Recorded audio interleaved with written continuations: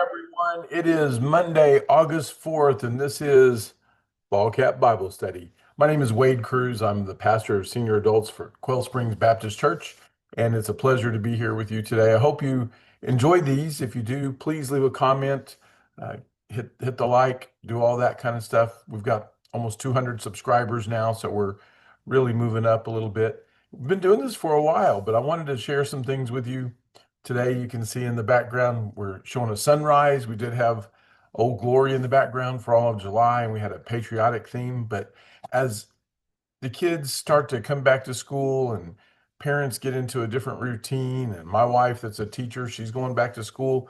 I know some of you out there are teachers and coaches and all sorts of things. Some of you are retired, but still, it's that cycle of the hum of things that begin anew. And that's why I have the sunrise.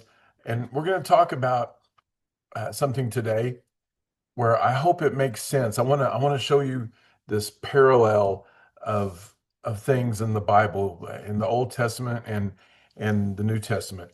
Uh, Augustine years ago, Saint, some people call him Saint Augustine, but I had a seminary professor that said Augustine is a town in Florida, and Augustine is the church father. So anyway, with all that said, Augustine, many of you that go to my Wednesday class at 4 p.m. called the Early Bird Special, and we have lots of seats left. So if you want to come to that Wednesdays at 4 p.m.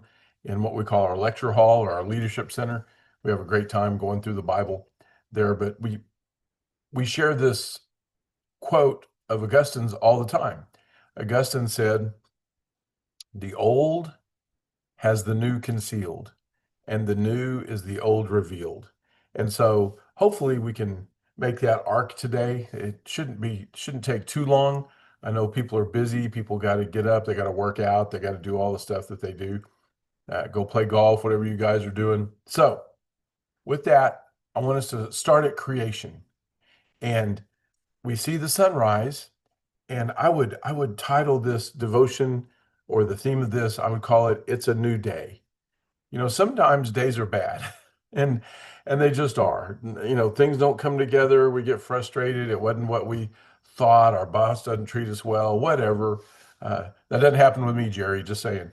But sometimes, it just doesn't go the way you wanted it to, or the way you thought it did, or the stuff you're in charge of is just kind of a dumpster fire. But guess what? There's always tomorrow. Kind of like the little song from Annie. There's always tomorrow. It's always going to be a new day. And I would say this one little saying that we came up with in senior adult ministry, God gives us every new day, every morning to prove the world wrong. And so, that means to prove him right. Well, let's look at creation. The first verse of the Bible, we won't camp there, but in the beginning, God created the heavens and the earth. That's a really important one. That's one of the most important verses in the Bible because it requires all your faith, doesn't it? I mean, it just lays it out there. In the beginning, all of this God created. In the beginning, God created the heavens and the earth. Everything you see was made by him. There's nothing that wasn't made by him. That's what John tells us. So we got to start there. If you can't get past that verse, close the Bible. I mean, it begins at the beginning. In the beginning, God created the heavens and the earth. Just that, those first four words are powerful. In the beginning, God. Before anything was, God was. So we can put all our faith and trust in him. If he can make all this out of nothing, he can handle anything we have. Okay. And you'll see apologists talk about it's the greatest miracle ever. If God can make all this out of nothing, the resurrection um, was not. It's a big deal. I'm not trying to downplay it, but uh, it's not like it was impossible. Okay, so let's go to the end of the creation narrative, chapter 1. I just wanted to show you, you know, the verse. You've heard it before. Verse 31, last verse of chapter 1 of Genesis. God saw all that he had made, and it was very good. Evening came, and then morning, the sixth day. Okay, So everything is created, everything is done. So guess what happens next? He rests, right? The Sabbath. We'll go to chapter 2, the first couple of verses. So the heavens and the earth and everything in them were completed. By the seventh day, God completed his work that he had done, and he rested on the seventh day from all his work that he had done. God blessed the seventh day, declared it holy, for on it he rested from his work of creation. Now, was God tired? No. Did he need rest? Did he need to recover? No. But guess what? He knew we would. He knew we needed a day to honor him, to not just drive ourselves into the ground. Everybody needs a Sabbath. And if you make it a verb, everybody needs to Sabbath, if that makes sense. Everybody needs a rest. Everybody needs to rest. So, you know, I know people are driven, people push through things, but take a break. I'll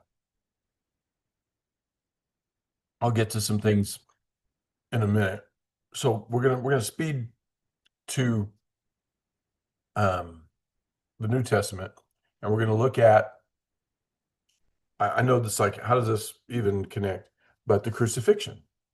So we go from the creation to the crucifixion, and there's a bridge, there's a connection. So here we go: 7 days creation, and then what? Boom! It's a new day. After the Sabbath, the sun comes up, and everything goes. Everything's kicked off. Adam and Eve, garden, all that. Really, the rest of the Bible, the rest of life, the rest of the world. But you've got the sunrise going, you know, if you want to call it the eighth day, right? There's been 7 days. Now it's a new day. It's a new week. It's a new start of the cycle. So we know what happened at the crucifixion. We know about the Christmas story. We know about the Easter story. We know all these beautiful things. But at this point, I'm going to start Matthew 28, verse 1. And Jesus has been crucified. He's been taken down off the cross. Nicodemus and Josephus, they've put him in the tomb. They didn't get to finish all of the spicing and things that they do with bodies. So after the Sabbath, right? So just like creation, boom. This is day 8, uh, first day of the new week. After the Sabbath, as the first day of the week was drawing, Mary Magdalene and the other Mary went to view the tomb. Suddenly there was a violent earthquake because an angel of the Lord descended from heaven and approached the tomb. He rolled back the stone and was sitting on it. His appearance was like lightning, and his robe was as white as snow. The guards were so shaken from fear of him that they became like dead men. But the angel told the women, "Don't be afraid, because I know you are looking for Jesus who was crucified. He is not here, for he has been resurrected, just as he said. Come and see the place where he lay. Then go quickly and tell his disciples, he has been raised from the dead. In fact, he is going ahead of you to Galilee. You will see him there.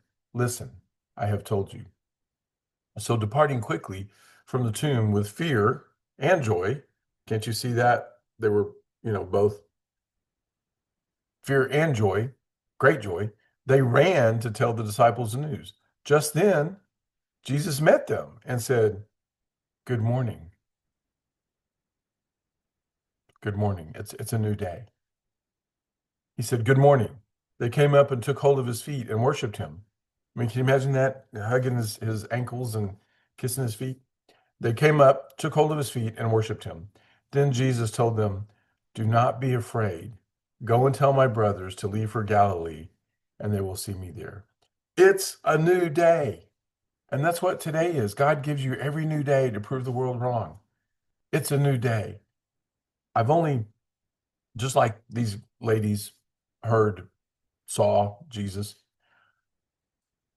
Some of you have heard this story before, but I've only heard the voice of God a couple of times, if that's what you want to call it. But going to church every morning to work as a pastor, I kind of got in this little routine where, as I was getting over the bridge to get on the interstate, make my drive, I would say, All right, God, let's go. Kind of pump myself up. Give me a great day. Come on, God, give me a great day. Let's go. I'm ready. Let's hit it. Well, I'm getting on the interstate and I'm saying that little prayer, and all of a sudden, it's probably like the 200th time I've said it, maybe more, maybe 400th. In the back of my head, I kid you not, I hear this voice and it says, Wade, every day I give you is great. It's your job to be a part of it. It's a new day. Is that not cool how the how Genesis and how the creation and the crucifixion, how the uh, how restorative God is, how he makes things and he makes them new. Wow, I'm getting goosebumps thinking about it. Just that connection. The old has the new concealed, the new has the old revealed. I think we're told the creation narrative so we can embrace the resurrection narrative. The the creator was killed and entombed by his creation. And yet, guess what? It's a new day. We have a risen Savior. He's in the world today.